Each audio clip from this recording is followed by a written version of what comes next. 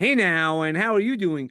Want to welcome you to the next episode of Peace, Love, and Bring a Bat, man. We're bringing on another David. So, again, like that old song, I know a Dave, right? And that's what we're going to do. I don't know. I'm not going to sing. I don't know if you are, Dave. But before we start the introduction, I just want to also say thank you for your service. And from the bottom of my heart, and, we have all we have is because of people like you who step forward to say, that they're going to write that blank check. And thank God that wasn't taken. But I'm sure you learned a lot from it, and that we could talk about during that time. But thank you so much for your service. No problem. Thank you. Thanks for the invite, brother. Okay, of course. So Dave, before we start, I think why don't you introduce yourself, and then we can get into the meat of the podcast. Yeah. Like I said, my name is David Hines, and currently I live in the country of Kuwait. I have been in Kuwait for the past 16 years. When I retired, I decided I wanted to move overseas because I enjoyed, the challenge of being in a different place other than the States. Mm. So I said, well, I'll try Kuwait, and I've been here 16 years. I was adopted when I was 7 years old, and out of a family out of New York. And after that, after I graduated high school, I decided to join the Navy. The reason why I joined the Navy is because I really was trying to find myself. I didn't know. I wanted to know what my purpose was in life. That proverbial, what's my calling?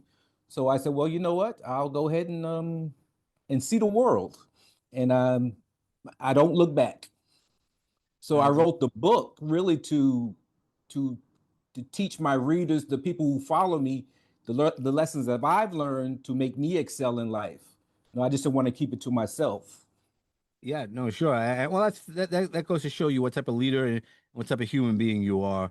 That they don't want to just keep the information for yourself. Where in New York did you grow up? Brooklyn, New York, Where Brooklyn?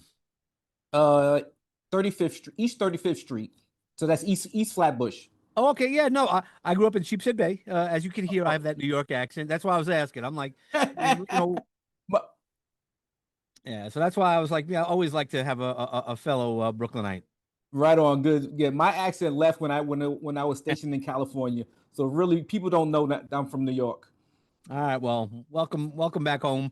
We'll Thank you, definitely sir. have give you some home time stuff. I can't believe that you also are living in Kuwait. How is Yeah. it living in Kuwait? Before we get into the book, I'm just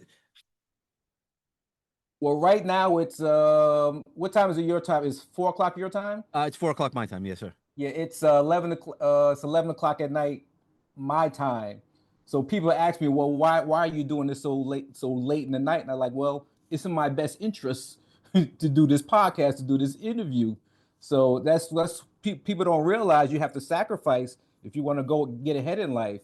You Hmm. just can't rest on your laurels, excuse me.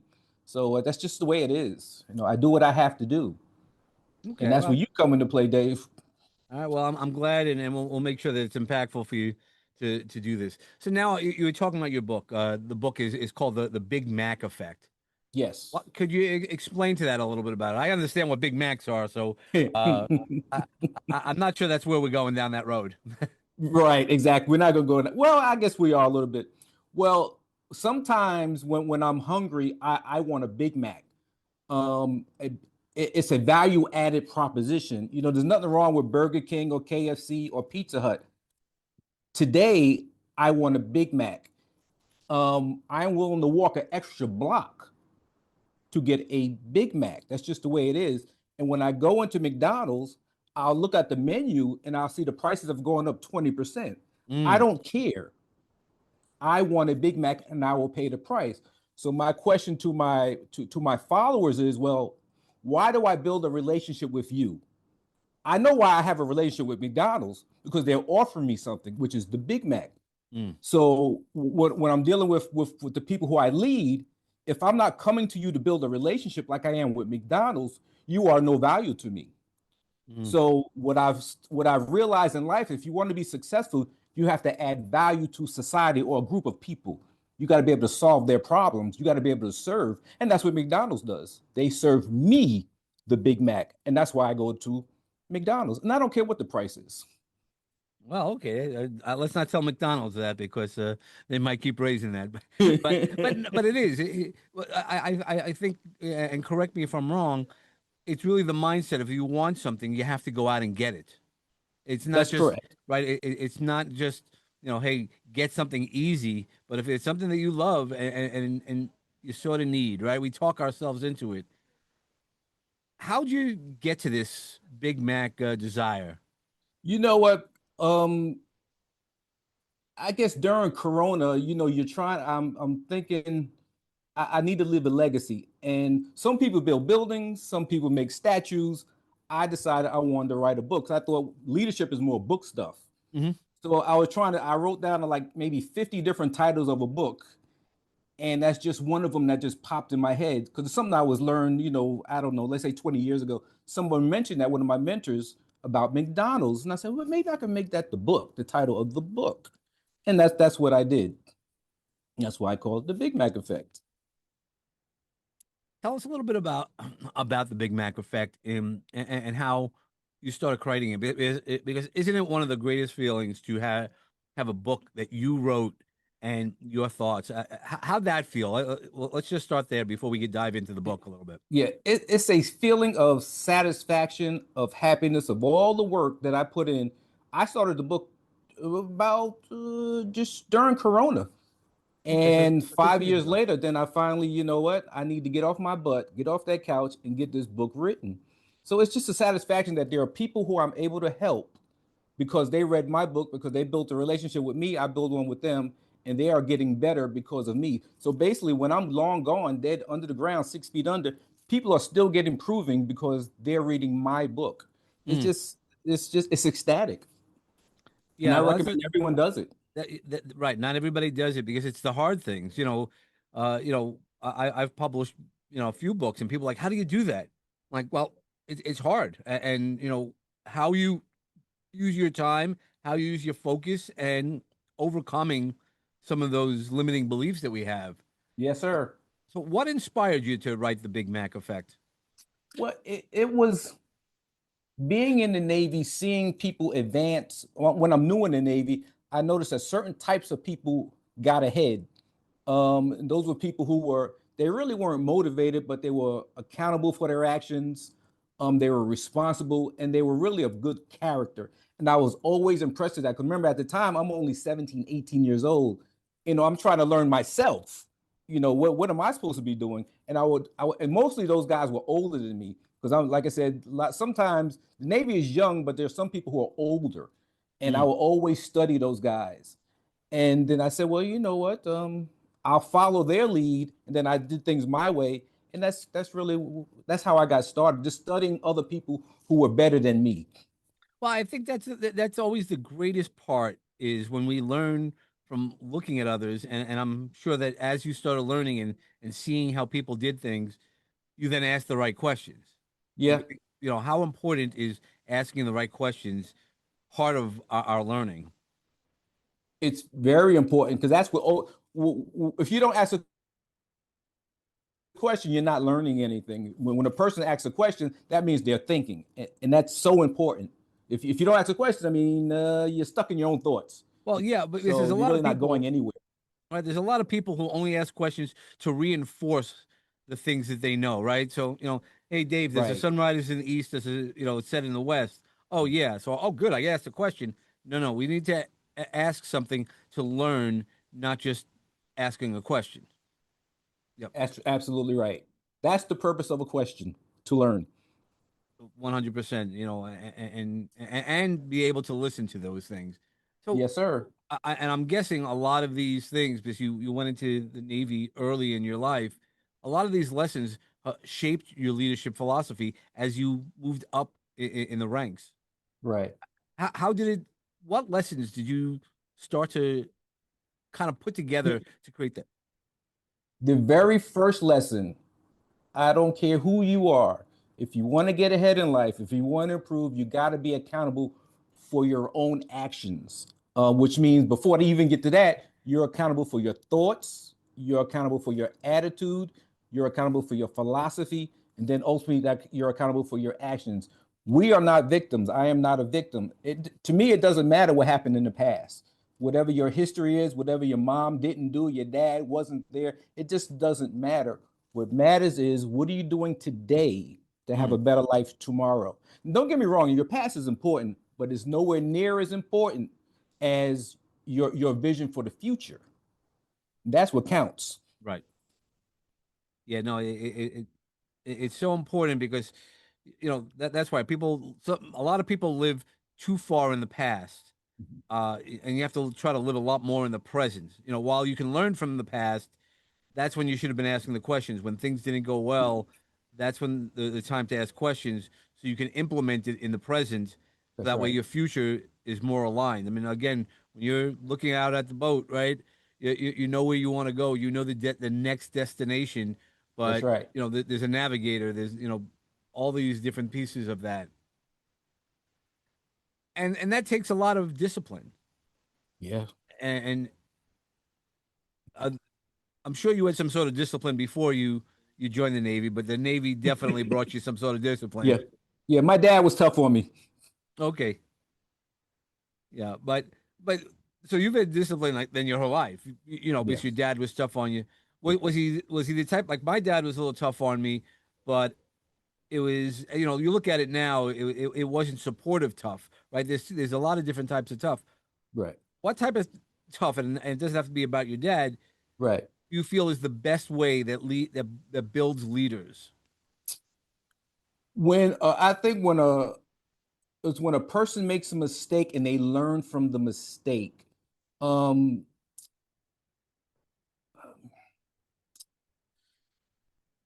I really can't say anything more about that. But when you're learning from others, you made a mistake. You're learning from others. You're learning what you did wrong, and you keep moving forward despite of that. And it may hurt you, but if you're honest with yourself, you look in that mirror and you're like, "Yeah, I made the mistake, but I'm still going to move forward." That I think that takes courage.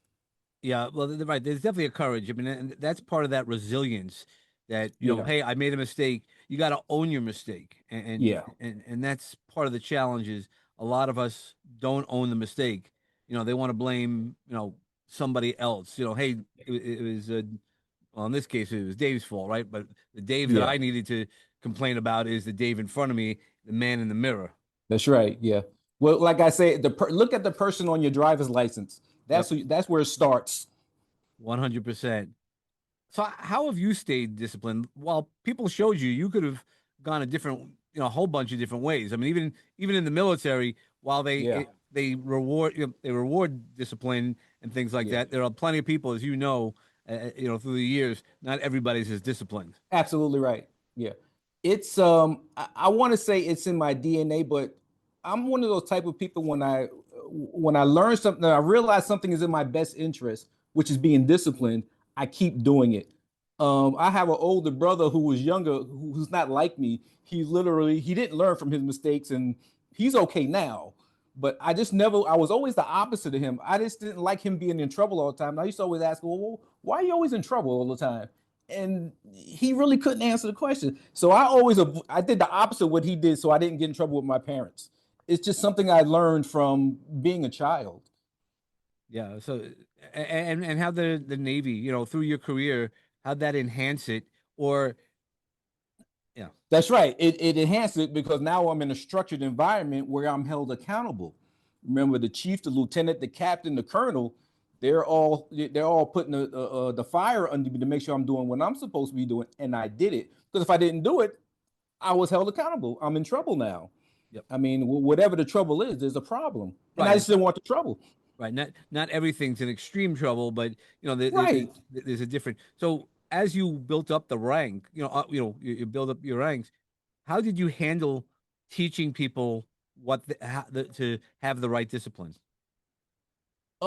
It's tough, because everyone is different. I mean, I can lead someone one way, but I can't lead another guy, another girl the other way. It's a challenge. So the only thing you really can do is just tell them what I expect, tell them what is expected of them, whatever the mission is, and if they don't do it, there's a problem. Right, right. Right. It's like anything else. If we do something wrong, there's repercussions and Yeah. things like that. because what I'm trying to go is what can we suggest to people on how to stay disciplined? I mean everybody. So myself, there was times in my life that I was in the gym, three times a week, four times a week, and then there was times I was very less Mhm. disciplined about that. Right. Um, some people, and we've talked about this before, they're not disciplined. I mean, something in them, they gotta want to be get better. I can't lead the horse to I can lead it to water, but I can't make you drink it. Correct. Um, if they want to be disciplined, they can do it. And I really can't help in that area. I can just tell them what I expect of them. And if they do it, okay, well, do it. They do it. If they don't do it. But the guidance I give, start this when they're younger with my children. I always told my children when they were younger to make up their bed. And it's something that I taught when I was a little boy. Because when you start setting these little goals, little small goals, these mundane, these think they're routine things, they really help you as you get older when you're thinking about the bigger picture now. So start with something small and then build on that. And for me, it's making up your bed. Okay, so And today, I'm 58 years old and I still make up my bed. yep, you're in that philosophy of every morning. The first thing I do is make up our bed, right? There's some great books out there that mention that specific task, and that's where I was going. What type of daily habits can you work, um, and that you work on? Because it's habits, the habits actually build the discipline. Yes, sir. Yep, Well, you said one of them. One of them is exercise. You know, something in you has to tell you to go to the gym, to go to the beach, to do your morning run, your morning walk, your yoga, whatever, your swimming, whatever you want to do, that has to be done. It could be simply you looking in the mirror, you don't like the way you look, and you want to make a change. That means you need to start taking some action. It could be financial. You could look at your bank account and you're like, wow, I really don't have any money. yep. So, and then you start reading books on finances or YouTube videos, whatever you got to do. But it all starts with the individual. It starts with the person, if they want to make a change. Yeah, and so how do you build those things, right? Because well, you have to recognize it. So how do you start recognizing? Because there's a lot of people who go out there who want to blame, right? They're all looking on for the external, blame. What did you do to focus internally so that way you could see and recognize your course? It was something that was ingrained in me in the military. For perfect example, I have just before Corona, I have a friend we used to carpool in Kuwait, and he said, "David, I am leaving Kuwait in a couple of months to go back to the States to San Diego." And I said, "Well, what are you going to do for a living?" And he said, "Well, I don't need to work because I have X number of dollars." He's a stock market guy. Mm, And when he said that, I was like, wait a minute. I only had 20 grand in the bank, and this guy like had 500,000. And it just hit me like a bat. mm. No pun intended. Yep, I I'm hear you. like, David, you are behind the curve. I'm talking to myself. I'm looking in the mirror, took my clothes off. I'm like, David, you're all behind the curve. Because me and the Filipino brother, we were the same age. I was like, David, you have to fix this. No one else could fix this except for me. So after that conversation that weekend, I went on YouTube. I started reading books on financing. Buffett, Munger, Ray Dalio, all the greats. And I now my ship is going in the right direction. But Yeah. you got to want to do it yourself. Yeah, no, all of these things are you have to do it yourself. But some of that is the mindset we have to overcome. What are some of the biggest mindset mistakes holding people back from success? Do you feel? I self-doubt. You don't think that you can do it. Either you're afraid of failure or you're afraid of success. So whenever you get in that fence, you just stay on the couch. Yeah, Um,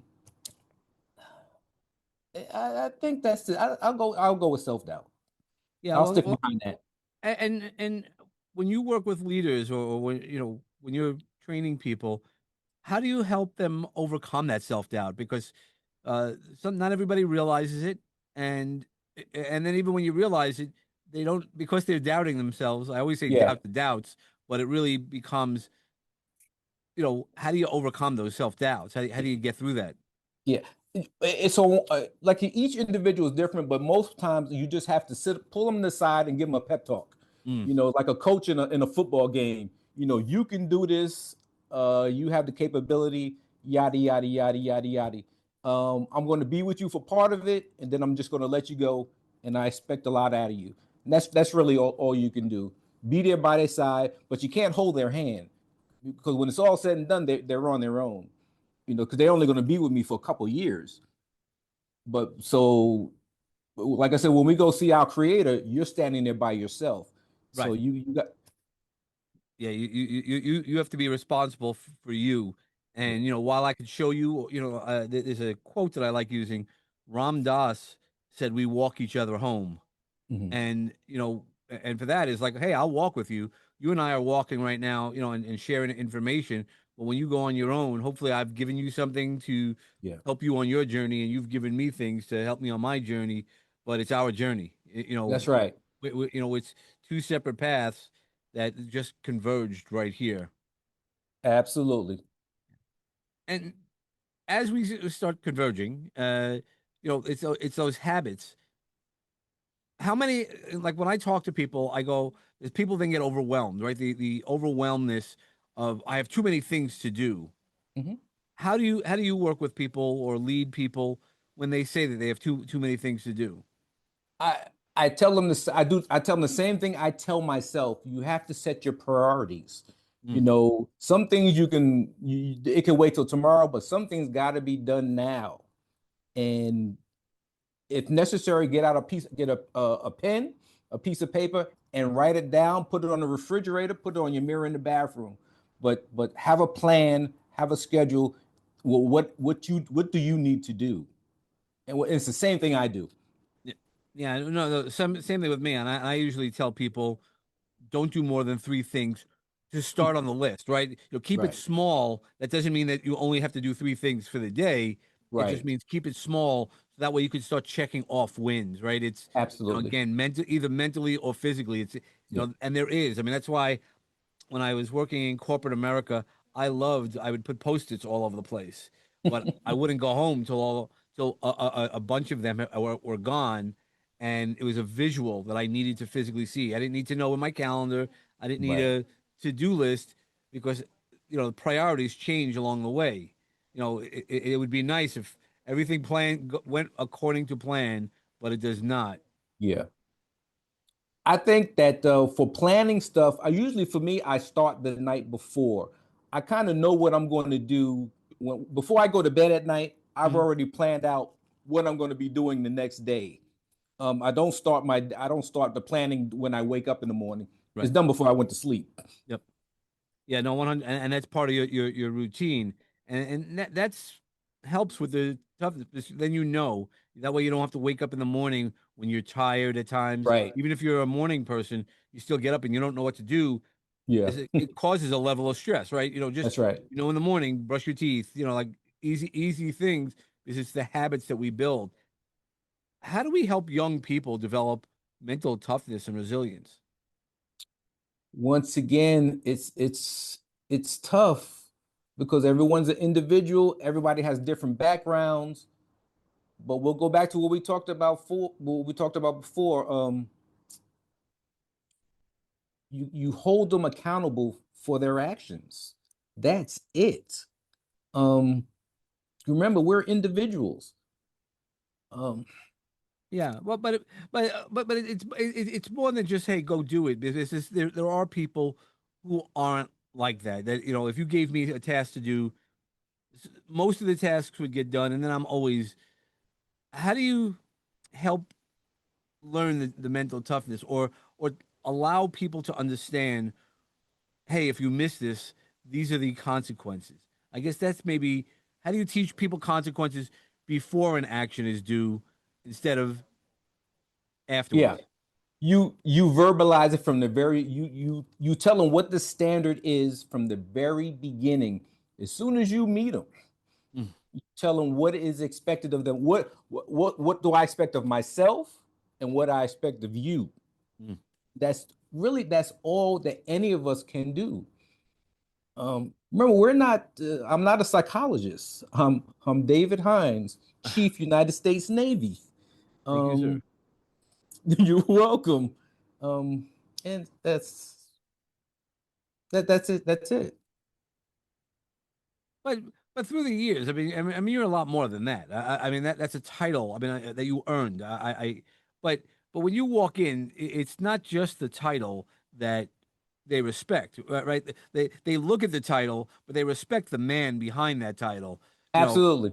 and that's the knowledge that which we're trying to get to is to really understand what you're bringing because when we're doing this, the advice, you know a lot of people aren't consistent, and it's more than just, hey, you better do it.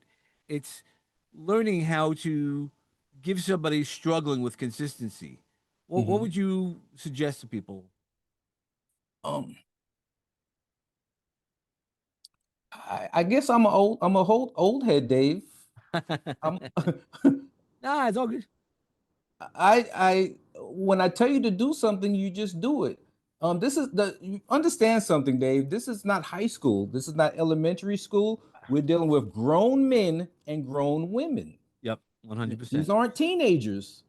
So I'm gonna tell you to do something. If you don't do it, I mean, Dave, I hate to say it like that, but that's really it. I mean, I'll encourage you. We talked about this before. I'll hold your hand to a certain point, but then I'm gonna Right. have to let you go. And what does it look like outside of the military? Obviously, in the military, there's a little bit more regimen and obviously structure, right? Outside, Yeah, yeah, we are less structured. yeah. Fact, Yeah, so let me add this part. I've always tell people, young people, high school, I recommend you go to military first and then you go college after that because the military, like you said, is structured. If Yep. someone goes to college first, there's no structure. If you don't go to class, your professor just doesn't care. He's just going to put on his attendance, you didn't show up. That's it. He's not calling mommy and daddy. But the military is different. The Navy is different. They hold you accountable. That's why I've always recommended do the military first and then go to college. But people do what they want to do. Right. Everybody gets to make the choices that they want, but that's a really great way of looking at it because, I think about my own life. While I went to college first, I definitely wasn't as disciplined. I got much more disciplined. I didn't join the military, but when I got a job where I was held accountable and I didn't want to disappoint and I didn't want to bring people on, like even That's my right. first job, early 20s when I was trying to figure things out. Hmm. I would have been better if I had a job that there was more accountability. It That's wasn't. It right. was just like, hey, we hang around and that was the job. It was a good job. But once I got the job in corporate America, that's when I saw the accountability and I thrived on it. I remember actually as a teenager, I almost went to the military instead of college, but my Mhm. dad actually talked me out of it. He had Okay. gone to the military in his life, Okay. and it didn't work well for him. And I mean, he was honorably discharged, and I was born in Lackland in San Antonio. Okay. All So, right. yep, yep, yeah. So I'm a military brat, I guess. Mhm. For 6 weeks, he was at the end of his tour. I mean, but he learned a lot of discipline over the years. He had Right. he served in Germany. He was a Vietnam era vet, but he didn't Hmm. serve in Vietnam. He was in Germany and then a couple other places, and then ended up in Lackland. He finished up in Lackland. Yeah. Very good. Very good. I always say that self-love is discipline. Discipline is self-love. If you want to get better, if you want to improve, you have to be disciplined. If not, you're like a kite dancing in the wind. I mean, you're not going anywhere if you're not disciplined. Yeah, I didn't even know self love was a thing. Truthfully, no, I'm being honest. Because I had a suicide attempt 6 years ago, and Uh-huh. uh, I walked into the doctor's office at one of the doctors that was trying to help me out, and she said, "Do you love yourself?" That froze me. I didn't Hmm. understand. Like I know I could love people. I could, you know, be brothers with people. I could do all Right. these other things. I didn't never looked internally, and I had looked internally on a lot of things, but I never knew that I can love myself. Right. And that's where in these 6 years I've really taken, you know, my habits and made that as one of my habits to make sure I always check in with myself. I think that's part of Absolutely. I think that's part of that self-love is we owe the right to ourselves to check in. It's not about being selfish. It's No. about because when we are able to be, go ahead. No, Dave, please continue. Yeah. Yeah, because when we're able to identify our self-love, we're actually better lovers in life. You know, that Mhm. unconditional love to say to people, hey, I know it because I could feel it. Once you understand it on a completely different level, it becomes who you are. Right. I agree. I couldn't agree with you more. That's all I'm going to add. Okay, all right. You know, because I mean, those are the things that we do as we build up those leadership things. And that's why I don't mind when you say, "Look, you got to do it yourself." It's not, you know, I'm here to hold you, but I'm not here to baby you. You know, I Mhm. mean, even our children. I know you mentioned you had children. I have two girls. That's the hardest part for me because in my life, I was taught my mom like babied us a little bit, and I still look when I crashed, my crashed, you know, Huh. and because I learned how to build resilience, and I'm trying to now teach as a parent resilience to my girls who are in their Right. 20s and allow them to scrape their knees a lot more than I was allowed to scrape my knees. I'm still Right. the same parent, and I still come in. I'm still there when they fall, right? You know, Absolutely. come with a scraped knee, I'm going to give you a Yeah. band-aid, right? Right. But like some of those mistakes, if it's your mistake, you got to figure it out. I'm here to support you, but I'm not Right. here to give you all the answers. That's right. That's absolutely right. Yeah. So I And think I don't that's, write checks either, Dave. yep, there you go. I bet you that's one of those financial things that you talk that you read That's about, right. you know, and that's but that's really important also. It's got to be tough, you know, when you're kids. I mean, I've done that at times where I'm like, all right, I'll write a check, but you now have to hold yourself accountable to Right. do the things that you need to do. And I don't care what you miss. Like, Right. you know, and there's times that my daughters try to take advantage of it, you know, just as kids do. I mean, they're still Right. early 20s Right. and I'm like, no. And then Right. they look at me and I'm like, tell me why I should. And if you Right. don't, and humda is a no, and you know why. So don't give me that stuff. Yeah. Right. You know, I hear that's you, brother. to me, that's part of that resilience and toughness that I want them to have, because I Yeah. know I'm not going to be here all the time.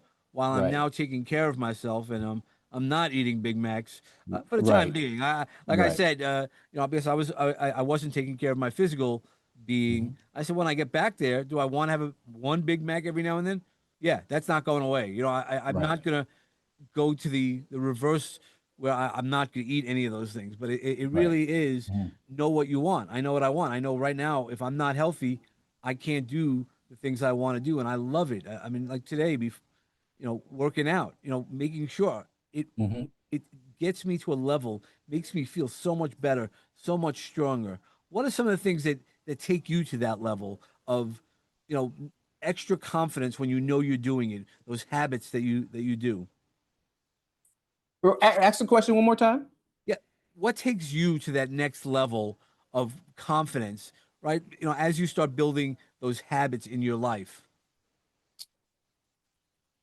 Dave, is just something that's in me that allows me to do it. I really don't need, I guess it's the satisfaction, the happiness as I'm getting better. I'm improving, Mm, and that's really all I need. I don't need anything extra than that. It's something inside of me that allows me to do that. sure.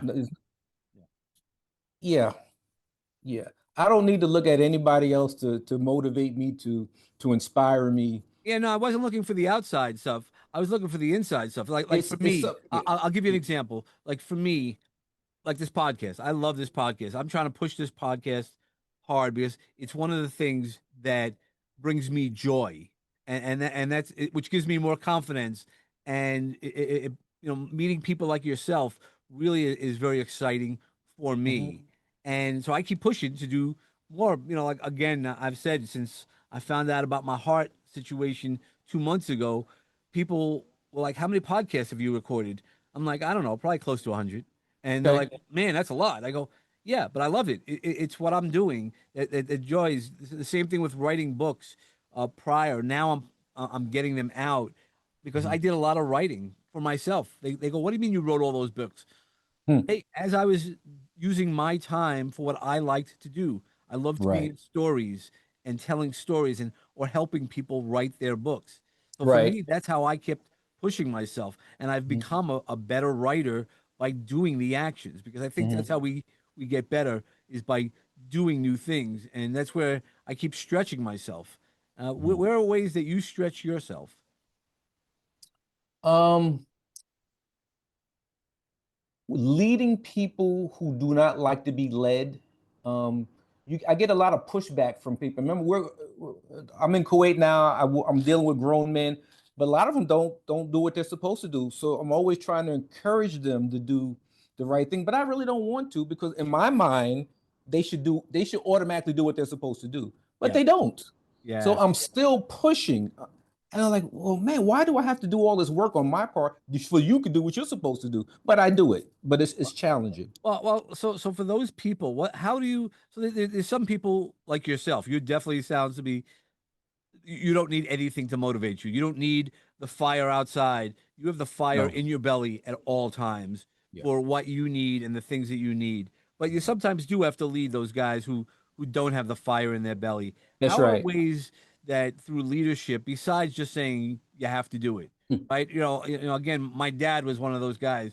Do it because I said so, not because Right. of an explanation. Do you offer, that guidance of why things need to get done to see the bigger vision? Yeah. So sometimes I'll tell someone to sit in my chair. 'Cause say I'm sitting behind my desk, Yeah, and the person comes to me with a problem, but they didn't do with something they were supposed to do. So I get up from my desk and I say, "Will you sit in this chair and let's see how you handle the situation?" Then I just reverse it. right. Yep. And I see how they answer the question. How do they handle this? And I think for some guys that does help. It makes them think. Empathy is very important if you want to excel in life. Uh, putting yourself in another man and woman's shoes. 100%. So that helps. Something else I like to do. I like to invert problems instead of thinking about what do I need to do to get better. I think of what should I avoid, and that helps sometimes also. So whichever one works for the person or me and me, but talking to me too. That's the path. Like I said, we're all different though. Oh yeah, no, 100%. We all have different fingerprints and we all, different motivations Yeah. and different ways to do and see things. And that's where it's tough as a leader, and you'll know better than me, that when you're leading, hundreds of people in and as you've been throughout your military career in more serious situations where you have to, what the ultimate goal was, but you have to get those guys who are motivated, those guys you probably didn't have to worry about it at all. But the people Right. who needed that more focus, you had to kind of remind them what that focus was, where we're supposed to be. Yeah, absolutely. But that's absolutely correct, Dave. But remember, leadership at first isn't people following you. It's not me giving orders. Right. You have to lead yourself first. Sure. I lead myself first. Take the people out of it, Right. and then they come after. Yeah, no, 100%. And I've always understood that. And that's why have always stood by what I did right, what I did wrong, and tried to learn from those mistakes, right? As I grew up, I didn't know a lot of the things that I know now.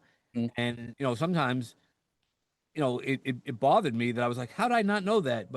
Right. But I then took that opportunity to learn what is the better path. Right. Absolutely. Yeah. So I always bring everybody, and coming I'm inviting you to plant a seed of knowledge in my magic garden. I bring everybody to a magic garden, but maybe on the Mhm. military we don't have a magic garden. At least not on a boat. You might not have a magic garden, but where would where would you want it? What seed of knowledge or advice do you have that you'd love to share with everybody else? I'm going to relay something that I was taught by my mother and father. It's it's not what other people say about you that determines your success. Mm. It it matters. What matters is what you say about yourself that determines your destination. Yep. That's it.